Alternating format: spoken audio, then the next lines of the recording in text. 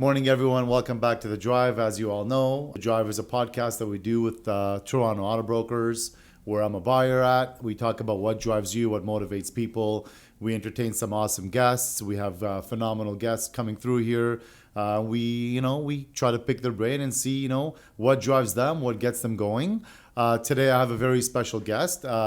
Gentleman by the name of Jordan Glaser. Jordan, good morning. Good morning.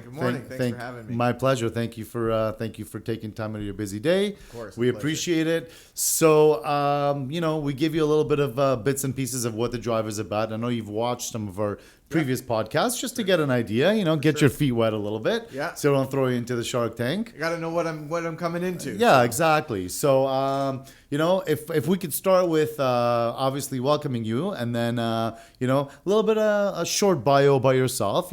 Whatever you feel comfortable sharing. Wife, life, hobbies, marriage, kids. Sure. Life, work. A little bit of that, and then as that goes on, we'll kind of warm up a little bit, and we'll have some fun with this, hopefully. Sounds good. So I'm here. I'm a real estate broker.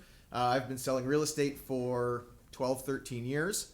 I got into that. I was in a sales business before, selling promotional stuff and branding and marketing. I actually used to do a lot of stuff for you guys. I used to do all your license plate frames and all that stuff back in the day. Toronto Auto Brokers. And I got into real estate 12, 13 years ago, and needed a change, looking for a change in life and everything. And I was at an interesting time to do it. I had a 6-month-old baby at home and kind of started a whole new career. So scary stuff to transition. A lot of cookies in the oven. A lot of stuff going on. It was a crazy time, but it was a time it made sense. And I was like, you know what? Let's just do it. And I think it was the best decision that I ever made. I think, doing it with such pressure on my back was part of the reason why I was able to do it and succeed and, last and thrive in the business now. And I've had a great, career so far, and hopefully that will continue for many, many years to come. But I've got 2 kids now. I've got a wife and 2 kids, and, I enjoy spending time with them. I enjoy sports. I'm big into sports. So I play sports, watch sports. What kind of sports are you into? Everything. Basketball, hockey, golf. I'm becoming more of a football guy. I was never a huge football guy, but one of my kids is into it, so it's kind of making me watch football more. But anything. I love competition. I love watching live sports and that kind of stuff. So that's pretty amazing. Thank you for sharing. Interesting that you got into real estate 12, 13 years ago. That was also, we'll touch on that a little bit later, but that was also an interesting time. If I look back now, things were hot, then they kind of cooled off for a little bit, and then they heated up again. So you got into that time where probably just before it got a little bit cool, before it cooled off a little bit. So I'm sure you had some sleepless nights at one point.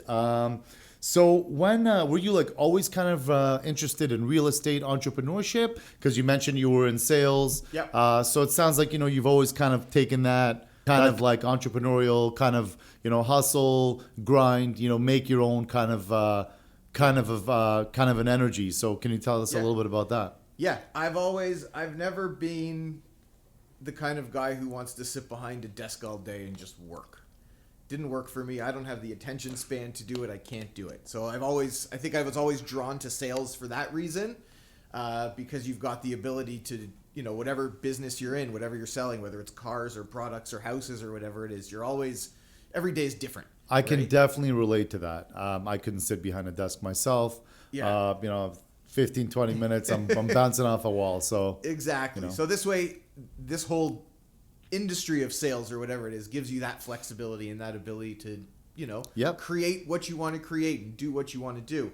The time that I got into real estate was like 2011, 2012. So it was a couple years after that 2008, 2009 big shift in the market. Our market was on a steady but upward trend at that point. Yes. We got to about 2015, 16 where things became out of control, bonkers. And then we kind of hit a roadblock in 2017 where the government brought in a couple new initiatives, foreign buyer tax, the stress tests on mortgages, which really, really had an effect on the market. And we saw the market go from that to that in a matter of You couldn't just weeks. say how much you made. You had to show what you made. it was tough for a lot of smaller mom and pop shop businesses that were thriving, but their paperwork wasn't so clean, right? Like, yeah, not only did you have to show it, but you had to show that you could afford what you could afford and an additional 2% on top of that in case rates went up. Yes. So that's where the complication came for a lot of people. So we saw a big shift in the market there, and then we went back on kind of an upward trend. 2021, COVID happened, and things just went bananas. yes. Nobody knew what to expect, and lo and behold, it was probably one of the hottest real estate markets we've ever seen. Unbelievable. Kind of counterintuitive to what we would have believed, but it was an amazing or crazy couple of years on all fronts, good and bad. We've seen it here too. I mean, I'm sure you guys saw the car same. business was just bonkers. When I Right. say bonkers, we couldn't even pinpoint what a car is worth. We had to bounce ideas off each other and talk about it as a team here because we weren't used to this such a hyper, wild, fire, crazy, everybody panicking. Yeah. I got nothing to do. Buy a convertible, go for ice cream with the kids. It was one of those things, right? Yeah. Cottages, I'm sure too, with real estate. You felt the same thing, right? Cottages, houses, you got stuck in the house with your family and no one could go anywhere. If you had a smaller house to begin with, that house shrunk really quickly. Yes. Right? And everybody needed more space or wanted more space or different space with working from home and that kind of stuff. So everything evolved into a whole different world from the home front and what you wanted. So our market was crazy. And then over the last year, 6 months to a year, with interest rates now getting, they went up. Now we're seeing them come down. So we've just been on a wild It's been, roll. yes. But that's real estate, especially in a city like Toronto, in such a vibrant city, Yes. or Toronto, the GTA. Growing at such a fast pace, it's unreal.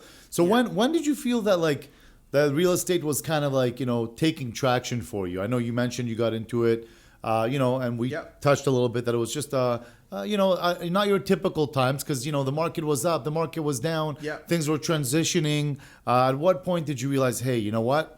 This is kind of like, okay, it was never a smooth flight from the beginning. But when did you realize, okay, you know what? There's some sort of without any patterns or consistencies in the markets. Yeah. How did you feel that you had that traction? And you know what? It's just what I going want. in one direction. Great question. I think Thank you. From the get-go, from when I made the transition, I made sure, and I knew that I would be surrounded by amazing people. And I think that's a huge thing in any business. So surrounding myself with amazing people was the most important.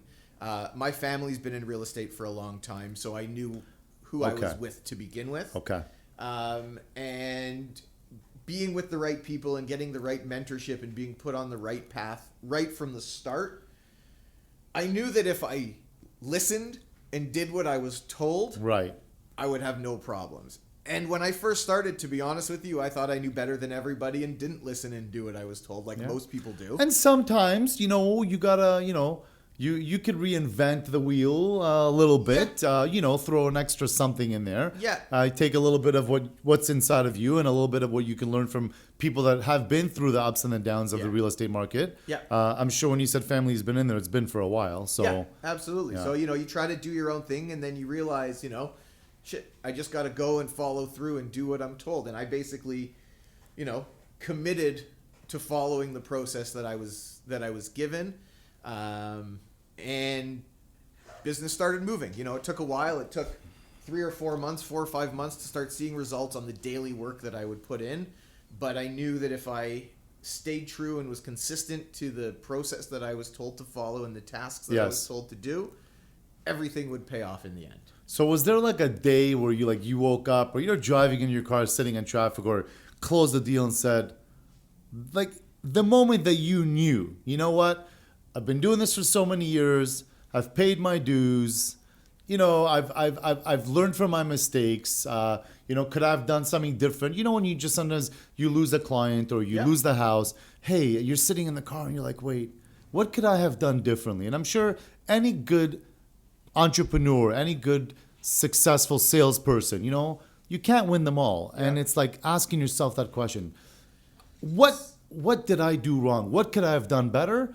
And that's the only way to get better is to be your own critic and be the hardest on yourself so you can move forward from that, right? So I think to answer the first question, I don't think I've had my aha moment where I've said I've made it yet. Because I think in my head, I'm always trying to improve and do better. Right. So I think...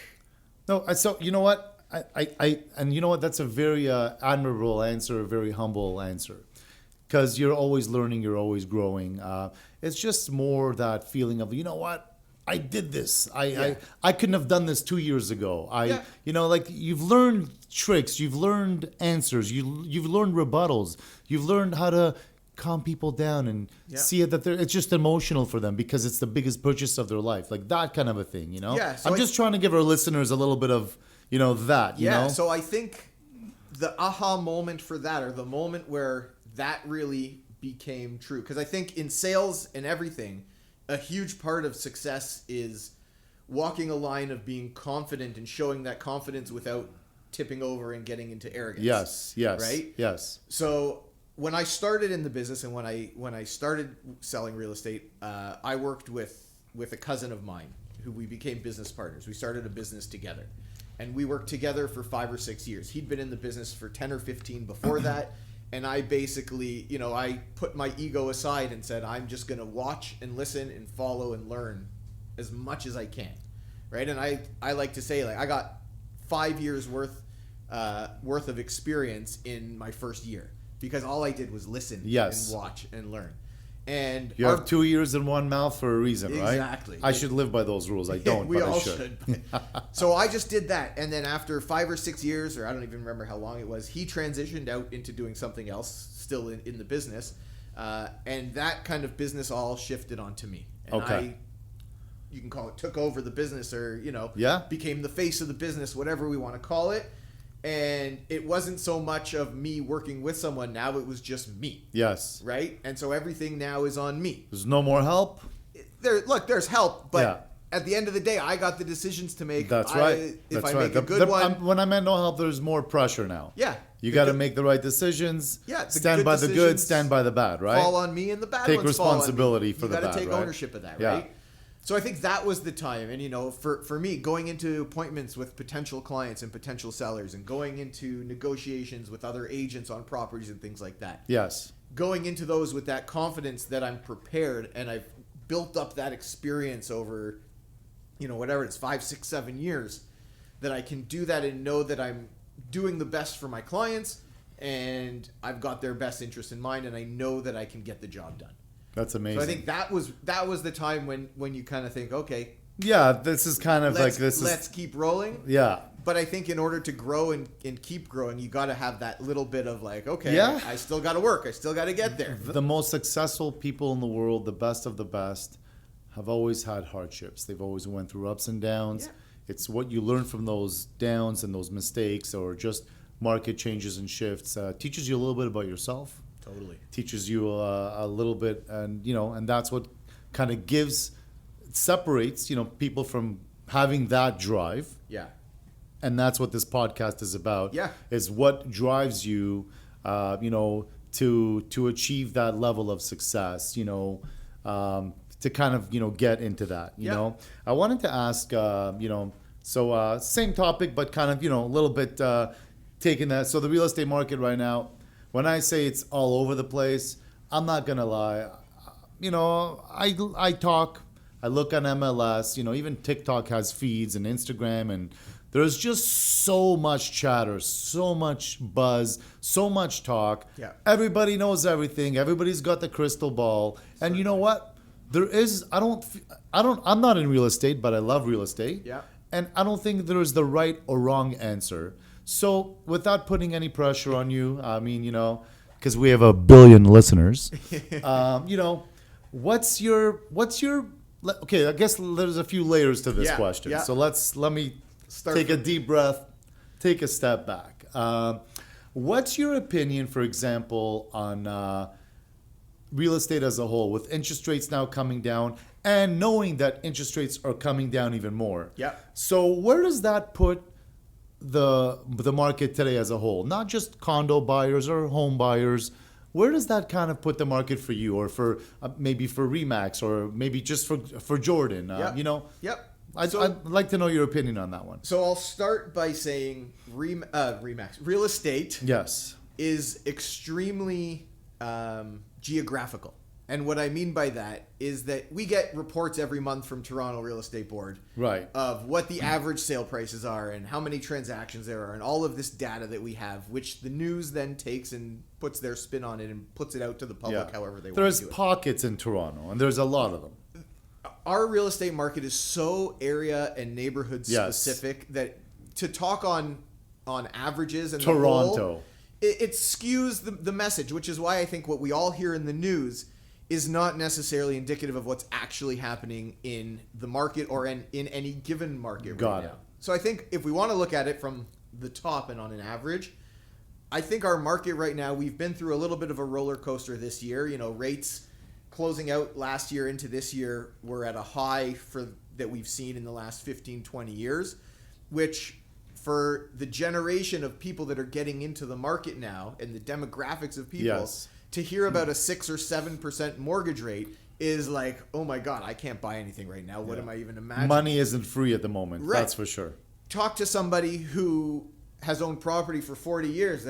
You'll hear my parents will tell me every day, well, we had a 19.5% mortgage when we had you. Yes. Right? So, mind you, the house was 150 grand. True. But it's still, before inflation, it's all relative. Yeah, it's all right? relative. Exactly. So I think our market's been a little bit all over the place. I think we still have a very strong market. I think in the GTA, we'll always have a strong market because of supply and demand. Right. That basic, simple concept of economics will always play out here. There's so much demand in the GTA, and we will never have enough to satisfy that. Yes. And we could go for days on the reasons for that and what the government's doing and of not course, doing. and that's a whole nother day we can talk about it. Yeah, that's hours. But I think we'll always have a fairly strong market. There will always be the ebbs and flows. And I think right now we're at a pretty stable, healthy market, which we're not used to. Yes. Right? We're used to... Why is there no bidding wars? How come this house is on the market for more than 2 minutes? Right. We're used to things selling in 7 days. Every month the market or prices are going up 5 or 10% month over month. Right. And that's just normal for Toronto. Right. It's not. You know, it's not a sustainable thing and it's not normal. Right now we're in a relatively equal market where I would say overall we don't teeter onto a buyer's or a seller's market. We're kind of in an even market. I think it's good to have an even market. I think that's healthy for the economy. Yeah. It's healthy for just people's minds, for people to be able to relax and sleep good at night. Yeah. Not wondering, did I close our 5 year at 6%, or next year it's going to be 3.5%. Yeah. Which, there's a couple of guys that I watch and listen, and they're saying come September, October, it's going to be in that 3.5, 3.9, but most likely in that mid 3 range. Yeah. And that's a big jump from 5.9 to 6.24. Totally. That's huge. Yeah, especially if you're doing a 25 or a 30-year mortgage, right? Yeah. So I think that for sure. I think with rates coming down, it will motivate our market. It'll keep things going. I think everyone thought when the first rate reduction happened in the spring, right off the bat, we would just see the market go. Yeah.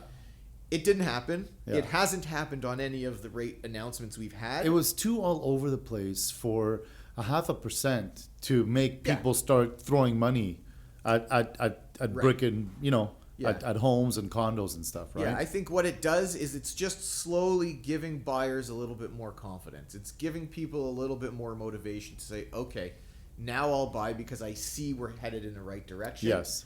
I think if I look in my crystal ball, we'll see if it's right or not. But I think 2024 will. You heard it here first. This isn't being recorded, right? Not at all, sir. I think we'll ride out 2024 as we've been. It'll be a steady, like maybe a little bit of an uptick. I don't think we're in to see any swings up or down. Okay. Which I think is healthy for a good stable economy, right? That's it. I think rates will continue to see come down. My guess is by middle of next year, if we're down to, like you said, kind of in that high 3s, mid to high 3s, I don't think we're going to get back to 2% interest rates ever again, or 2.5%. That was crazy. I have people I've spoken to who have mortgages right now of like 1.25%. Yes. Which is crazy, but we're not getting back to that's coming to an end. So they got to either, tighten the belt somewhere to move forward, right? Exactly. But I think we'll keep that swing of our market and we'll just continue on at a steady pace.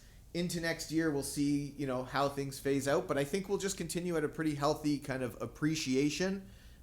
Nothing. Yes. We won't see those 10% month over month changes. Yeah. I don't think Nothing is going to the moon, right? Yeah, I don't think so. So, you've been doing this for a long time. Clearly by talking, I could see you're very passionate just about life and about work.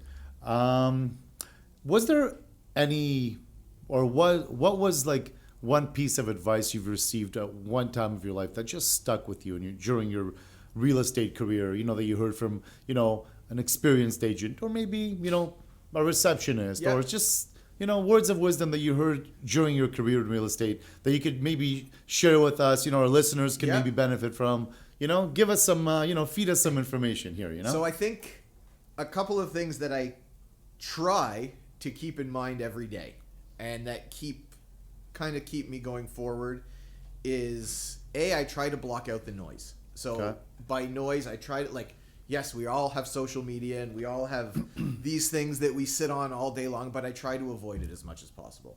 I use social media for business and it's an amazing tool to use, but it can also be a big waster of time.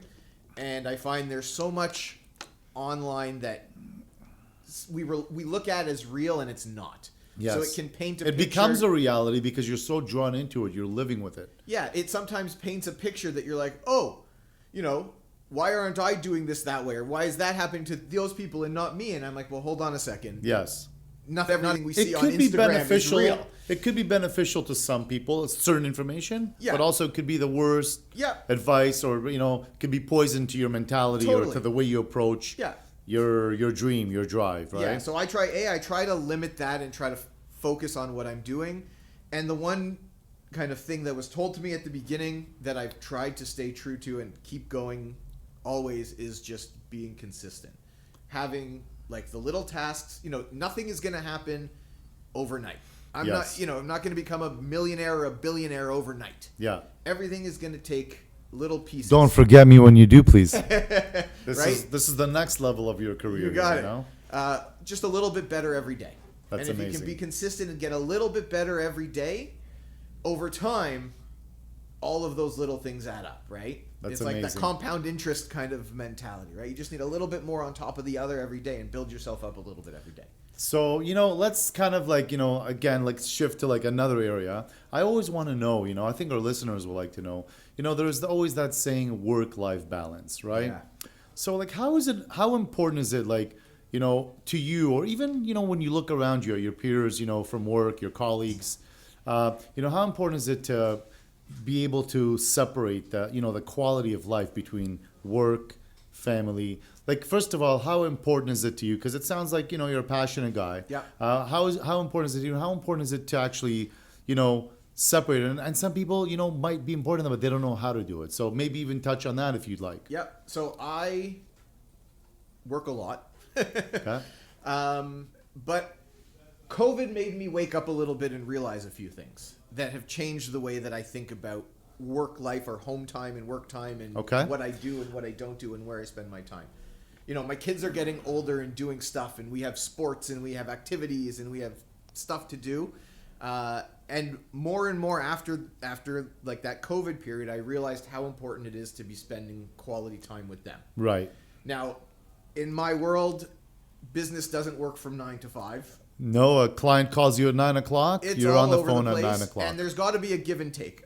Up until then, I always made it a thing for me that I was walking my kids to school in the morning. Yes. Right? I didn't have to be at an office at 9 o'clock. So I had the ability. I would walk my kids to school every morning. Now they don't let me anymore. You're breaking my heart. So I think, carving out specific times for them is important. And then what I started to realize more and more is I want to be able to do the fun stuff. I want to be able to have these experiences with my kid. It's not about buying stuff or having stuff. Yes. It's about having experiences with my kids and my wife and my family that we can look back on and say, okay, that was awesome. What are we doing next? Guys, that's so important.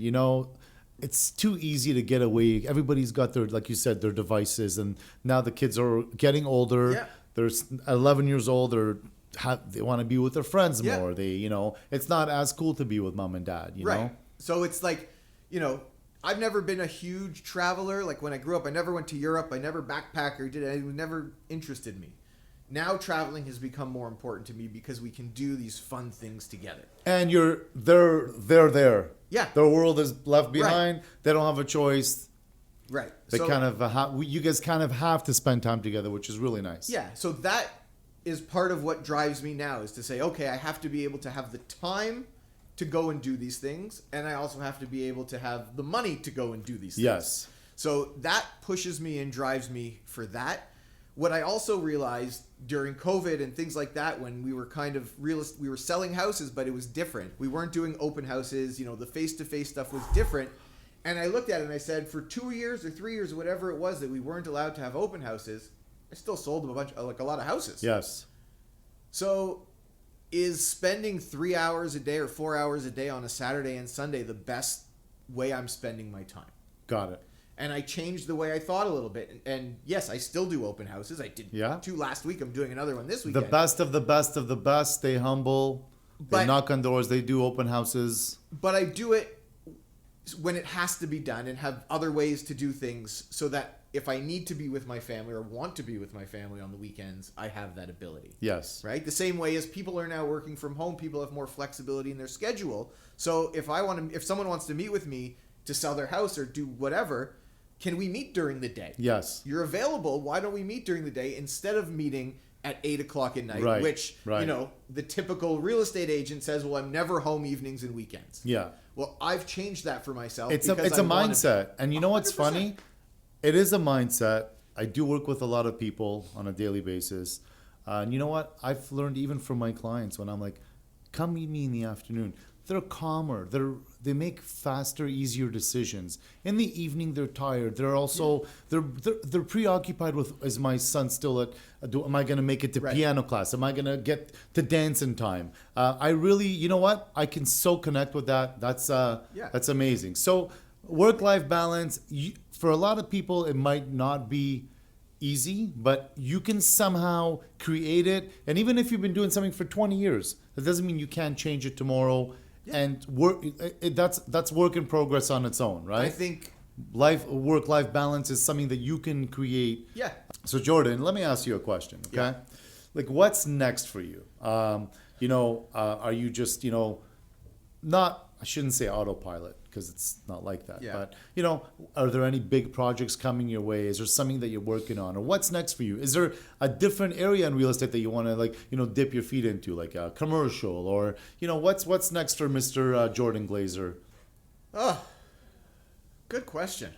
I heard the gears starting to work on overtime here. I got to come back for another one of these to give you the answer to it.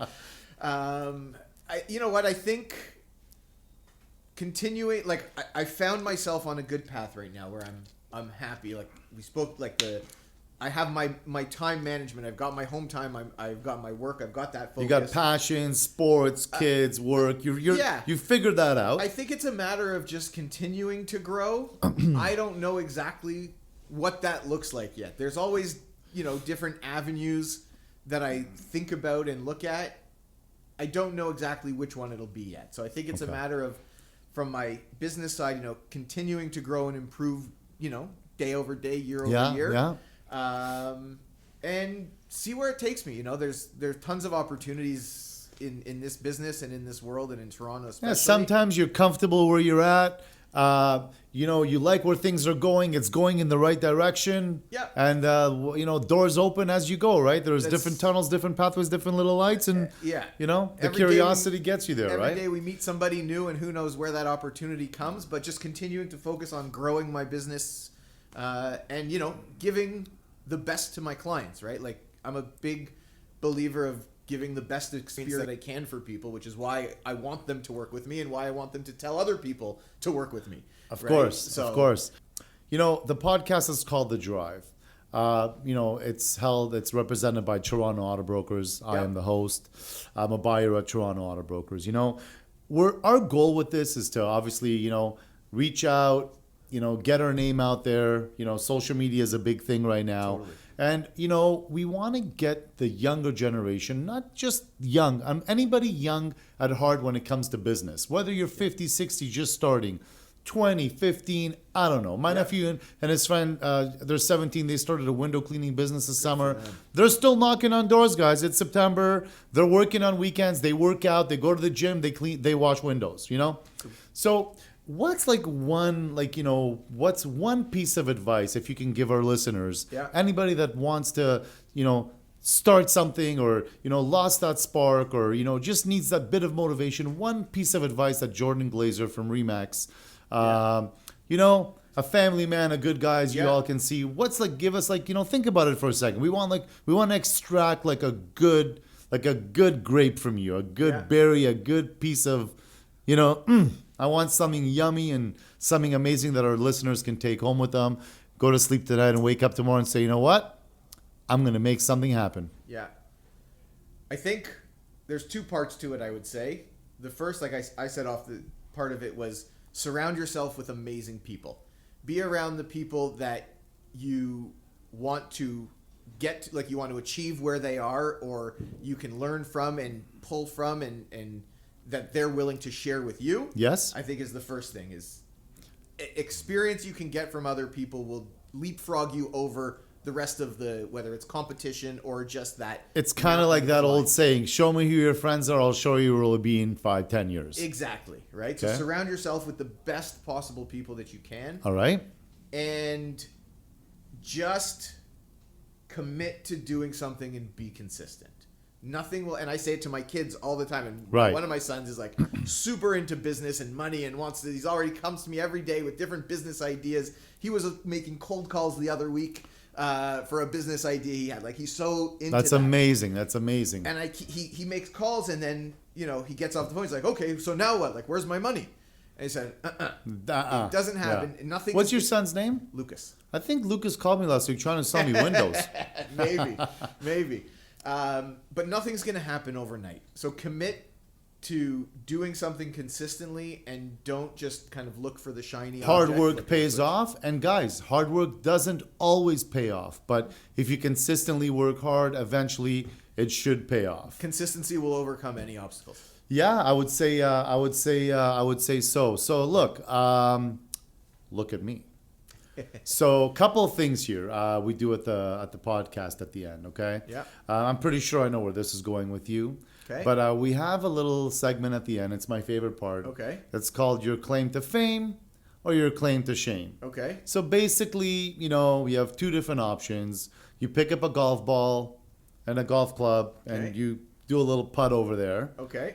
Or you throw some darts, and our wall we had to paint only 15 times. So considering you golf, I'm assuming I know you're picking up the clubs. Sure. But I am going to give you the option. Claim to fame, claim to shame. You want to hit some balls, you want to throw some darts. What's it going to be, Jordan? I don't know. Let's do the darts. Wow, guys. This guy is a legend. Let's take the challenge. Challenge. Yeah, this guy sits at the bar playing chicken wings. Real estate's been so slow for him that he's been eating chicken wings and throwing darts at the bar. That's it. I like the way you think, guys. It goes to show you don't always need to take the easy way out, because the easy way out is not going to get you anywhere. This guy's going to flop so bad. When was the last time you threw a dart? God, I think I had a dartboard in my basement when I was a kid. He still has a liar, guys. This guy's going to hit a bullseye first shot. Jordan, it's been a pleasure having you. Thank you very much. Guys, it's been a pleasure to be here. This guy, if you see him on the street, he's a legend. He's now part of the Drive, Toronto Auto Brokers. Jordan, thanks for spending some time with us today. My I pleasure. appreciate it. Only good things to happen. Only good things to come. You're a great sport, and let's have some laughs right now. And whatever happens, I'm proud of you, and you're a champ in my eyes. Thank okay. you for having me. I appreciate it. It's been great to chat. Appreciate that. Thank you.